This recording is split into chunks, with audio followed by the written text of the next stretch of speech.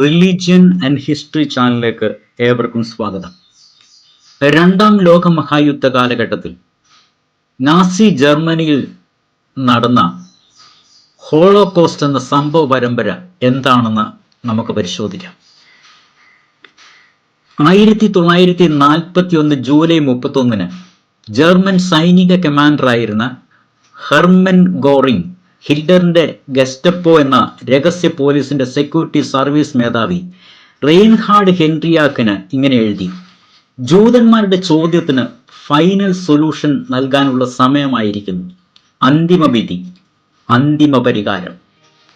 ഹിറ്റ്ലറുടെ Nazi ഭരണകൂടം നടത്തിയ ആസൂത്രിതമായ വംശഹത്യാ പദ്ധതിയായിരുന്നു ഹോളോകോസ്റ്റ്.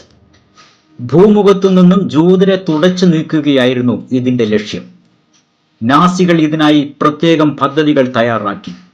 അതിന് നൽകിയ പേരാണ് ഫൈനൽ സൊല്യൂഷൻ. 1939 മുതൽ 1945 വരെ, അതായത് രണ്ടാം ലോകമഹായുദ്ധ കാലഘട്ടത്തിൽ 60 ലക്ഷത്തിൽ പരം ജൂതന്മാർ ഈ സംഭവത്തിലൂടെ ചാരമായി തീർന്നു. ജർമ്മനിയിലെ രോഗാണുക്കൾ എന്നാണ് ഹിറ്റ്ലർ ജൂതന്മാരെ വിളിച്ചത്. ഈ രോഗാണു നിർമ്മാർജ്ജനത്തിലൂടെ മാത്രമേ രോഗത്തെ ഉന്മൂലനം ചെയ്യാൻ കഴിയൂ എന്ന് 1920 മെയ് മാസം ന്യൂറംബർഗിൽ നടത്തിയ ഒരു പ്രസംഗത്തിൽ ഹിറ്റ്ലർ പ്രഖ്യാപിക്കുകയുണ്ടായി. 1945 രണ്ടാം ലോകമഹായുദ്ധം അവസാനിക്കുമ്പോൾ ഒരു വലിയ ശതമാനം ജൂതന്മാരെയും ഭൂമുഖത്തു നിന്നും തുടച്ചു നീക്കിയിരുന്നു. അതും ലോകമറിയാതെ. കൊല്ലാൻ കൊണ്ടുപോകുന്ന ജൂതന്മാർ പോലും തങ്ങൾ മരണത്തിലേക്കാണ് നടന്നു നീങ്ങുന്നതെന്ന് അറിഞ്ഞിരുന്നില്ല. ഹോളോകോസ്റ്റ് എന്ന പദം ഹോളോസ് കോസ്റ്റോസ് എന്ന 2 വാക്കുകളിൽ നിന്നും രൂപപ്പെട്ടതാണ്. ഇതിന്റെ അർത്ഥം പൂർണ്ണമായും എരിഞ്ഞു തീരുക എന്നാണ്. നാസികളുടെ ചൂളകളിൽ കത്തിയെരിഞ്ഞ ലക്ഷക്കണക്കിന് ജീവനുകൾ ഈ വാക്കിലുണ്ട്. ഹോളോകോസ്റ്റ് എന്നാൽ ആസൂത്രിതമായ ജൂത സംഹാരത്തിന്റെ ഒറ്റ വാക്ക്. മനുഷ്യ ചരിത്രത്തിൽ മനുഷ്യൻ മനുഷ്യരോട് ചെയ്ത ഏറ്റവും വലിയ ഹിംസയാണ് ജൂതക്കൂട്ടക്കൊല. നാസി പടയാളികളുടെ രോഗങ്ങൾക്കും മുറിവുകൾക്കും മരുന്ന് കണ്ടുപിടിക്കുവാനും അവർക്ക് കഠിനമായ ചൂടിനെയും ശൈത്യത്തെയും അതിജീവിക്കുവാനുമുള്ള പ്രതിരോധ ശക്തി നേടിയെടുക്കുന്നതിനു വേണ്ടി പരീക്ഷണശാലകളിൽ ജൂത തടവുകാരെ പച്ചയായി കീറിമുറിച്ചു.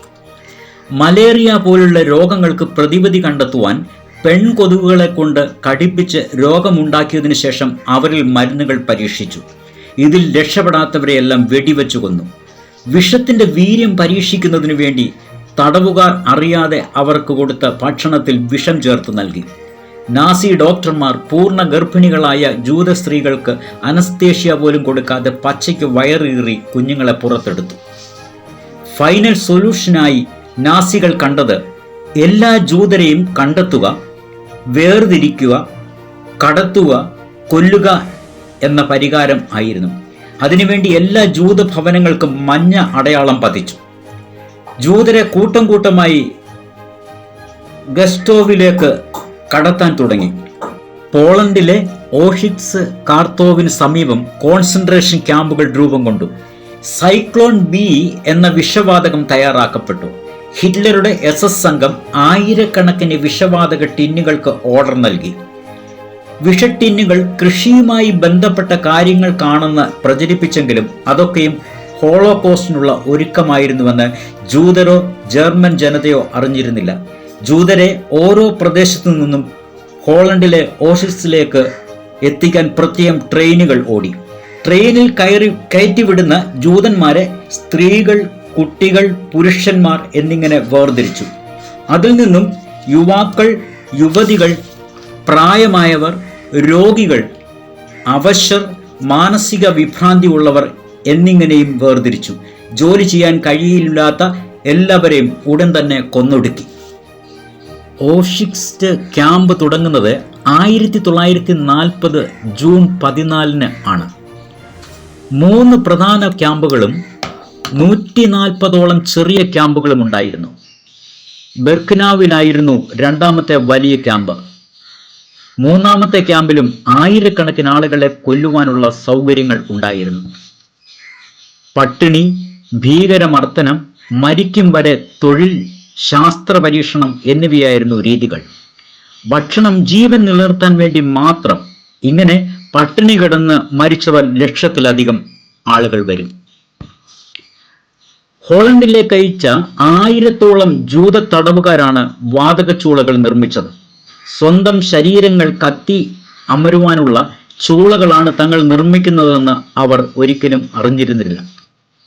1942 ഫെബ്രുവരി 12 ആണ് ആദ്യ ജൂതസംഘം ഓക്സിസിൽ എത്തുന്നത്. പിന്നെ നിരനിരയായി എത്ര ആയിരങ്ങൾ.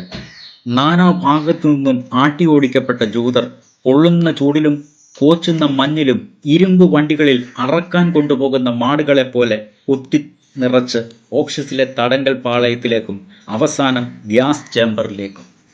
സൈക്ലോൺ ബി എന്ന ഗ്യാസാണ് കടത്തിവിടുക. 20 മിനിറ്റിനുള്ളിൽ എല്ലാം കഴിയും.